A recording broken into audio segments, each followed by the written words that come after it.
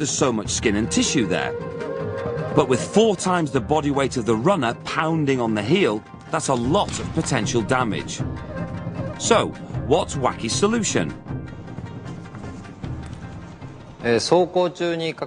We inserted this intricately designed gel at this position and at this position.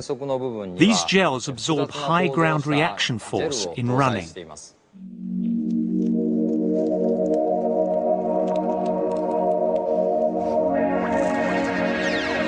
The gel is so good at absorbing and dispersing energy from impact, they proudly said it could even prevent an egg breaking from 6 meters. So, we put them to the test.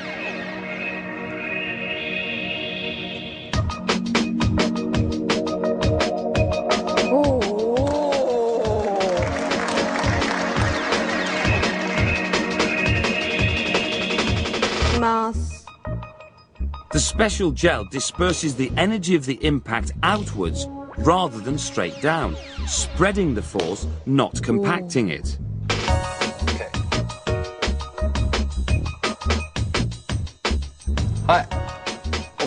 Okay, it's not broken.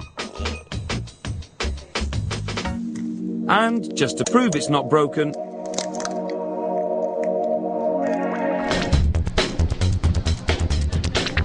back in China, on the assembly line, this gel is glued in between 2 parts of the midsole.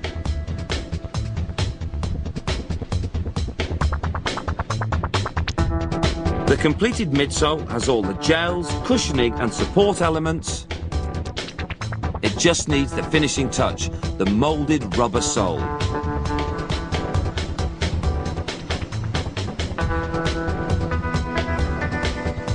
And all that's left is for the midsole to be checked and cleaned.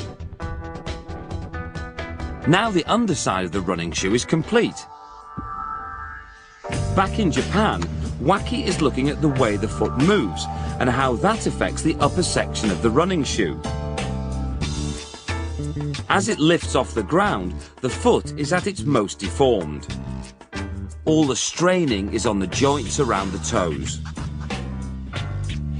This uneven strain distribution causes the running shoe to scrunch up behind the toes. Alongside all this high-tech research, sometimes a little bit of low-tech is needed to solve problems.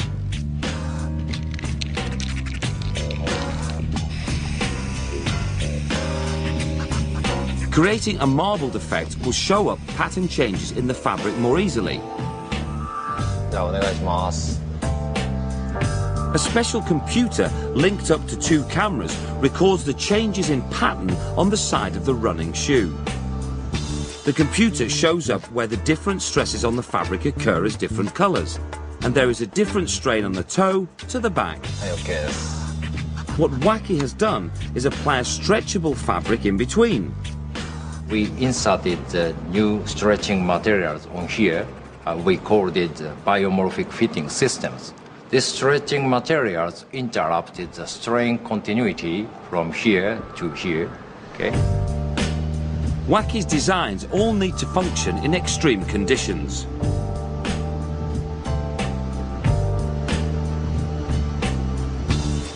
This special climate-controlled chamber generates temperatures ranging from 60 degrees to -15 degrees centigrade.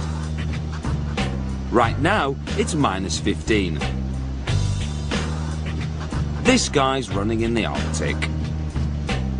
The climate chamber also monitors another factor when running: sweat.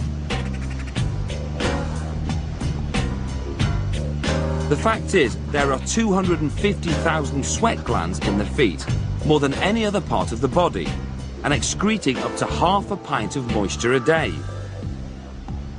A solution to allowing the feet to sweat is to layer lots of fabrics. And the fabrics are concentrated on the top section of the shoe, called the upper, which is the final part of the running shoe's manufacture. Layering fabrics is part of the secret of breathability. The uppers are wrapped around thousands of plastic feet, called lasts. An insole is hammered onto the bottom. Each batch of lasts is for a particular shoe size.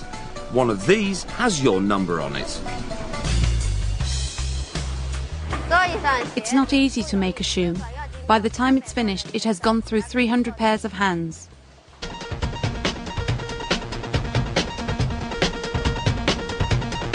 The shoe is cooked over a grill and clamped around the last.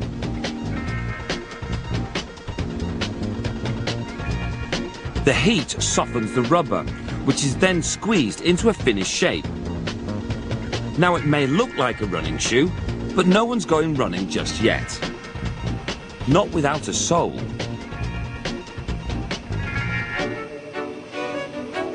Two conveyors bring the sole and the upper part to be glued together.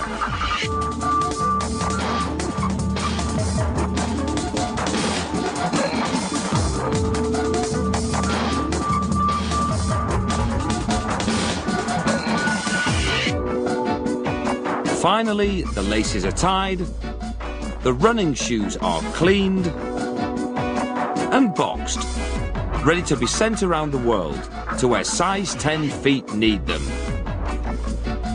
The appetite for running shoes is voracious. US sales alone exceed $14 billion. In China, 300 pairs of hands have put together 50 separate parts and made an engineering wonder.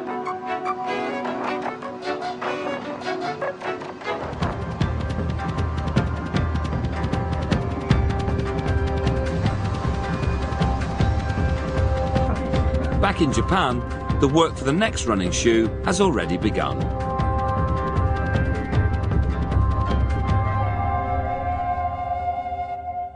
You are watching How Do They Do It? Prepare to be amazed. Every night at 9 on Ultimate Discovery. The finest lineup.